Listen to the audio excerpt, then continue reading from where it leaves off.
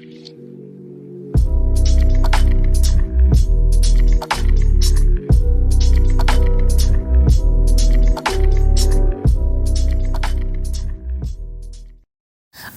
Grande has come out to talk about her opinion on the documentary Quiet on Set, The Dark Side of Children's TV. Well, as we all know, she was a part of the Nickelodeon family, which at the time, Dan Schneider, who was a producer and writer for Nickelodeon, he really had a lot of power, and he wrote a lot of these amazing shows that we all know. For me, it was definitely Victorious was one of those shows for sure that I used to watch and really enjoy. It was called Victorious? Victorious, yes. Okay. And she played the girl Kat on the show. Okay. And that's how she kind of got her start. Ariana Grande has not come out when it first came out, but she's coming out now to talk about it. And she is saying that she is reprocessing her relationship with those things. As we all know, for those who have watched the documentary, for those who did not, there were some scenes that kind of alluded to certain types of sexual shots. I'm not going to, the C word, if y'all know what I'm talking about. Right. And then there was another video of her playing with, I can't remember what it was. I think she was trying to squeeze the juice out of a potato, and it was somebody was making some sexual noises or whatever, and she was on a bed. That stuff that was played on the show. Wow. So it was very inappropriate, and any adult who has probably had sexual relations would probably think that was something else.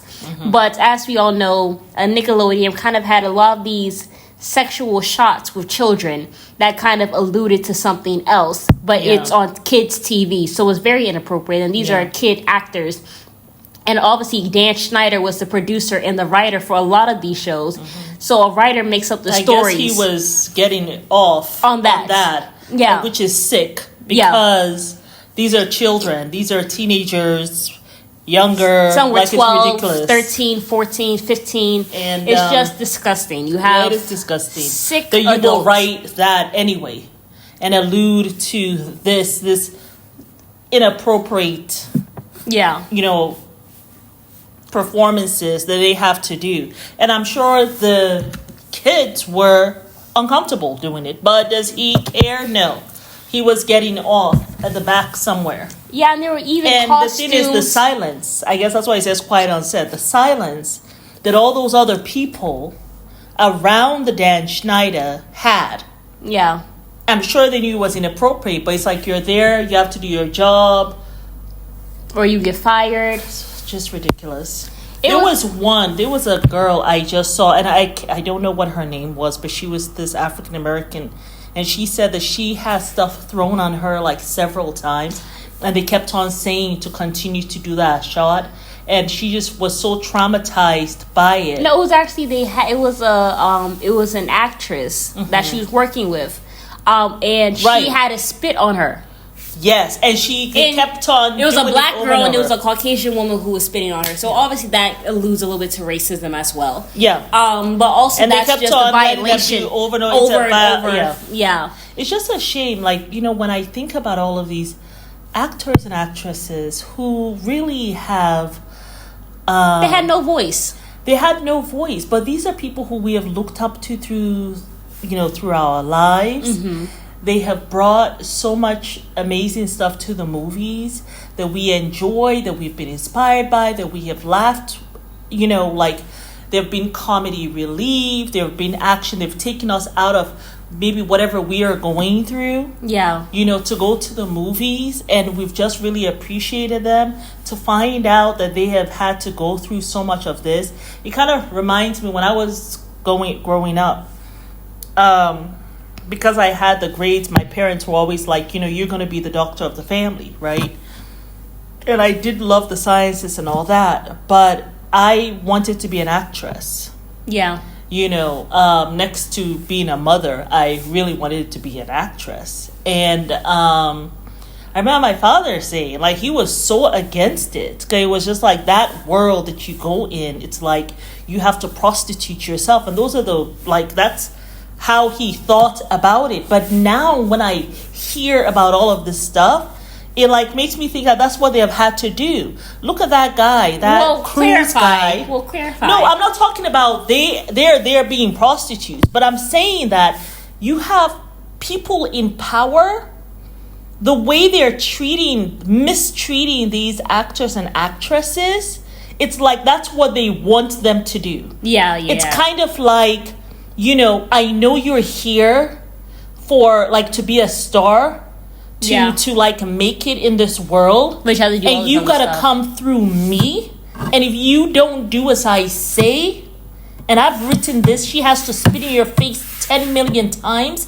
if you don't allow that, right, like if you don't like bastardize yourself or prostitute yourself or just lay down and kiss my toes, you're not gonna get anywhere in this world. It's like that creep telling Lupita that like, Harvey Weinstein, you gotta come to the hotel room, or you're not gonna be nobody. You'll never be anybody in this industry, and he has the power to do that.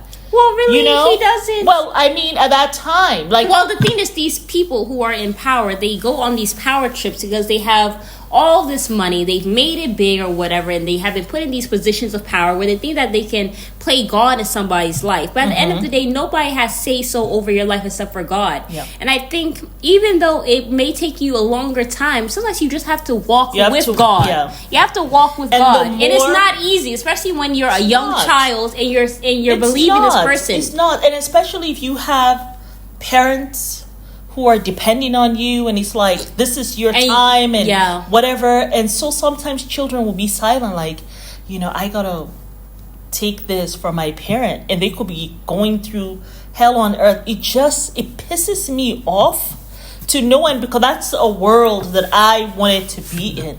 Yeah. You know what I like now? Okay, I am a writer, so I still want to kind of get there, but certainly not at any kind of state where I got to like compromise myself. Of course, not, I'm much older. Yeah. But these people, these are young people. They haven't reached a space in their lives where they kind of know who they are. They like know their worth and stuff like that. Right. And they are so vulnerable, and they're taken advantage of.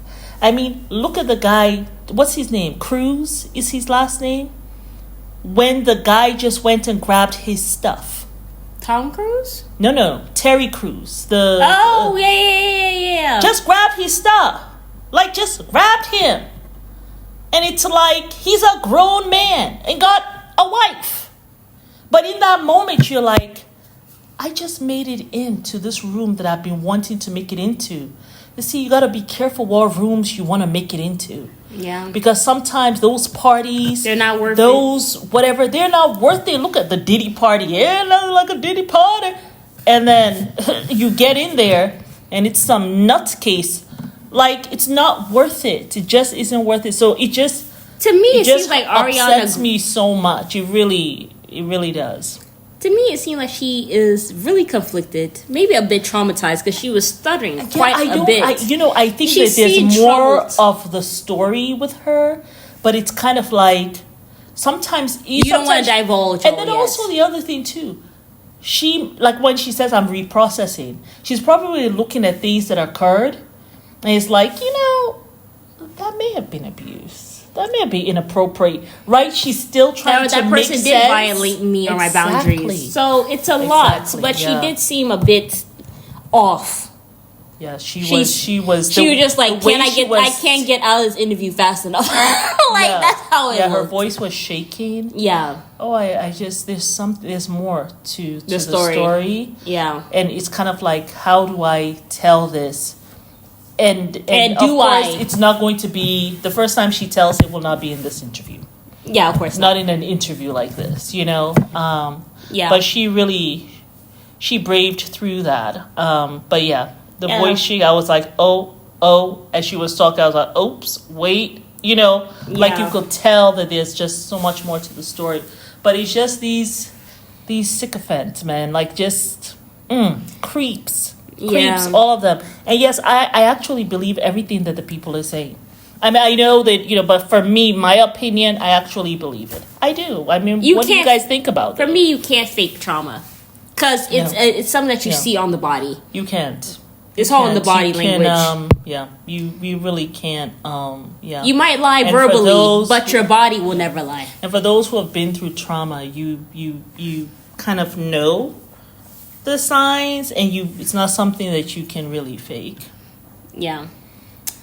But yeah, thoughts and prayers are with Ariana Grande, you all, and all the other ones. And all the victims. I can't. Drake Bell, my God.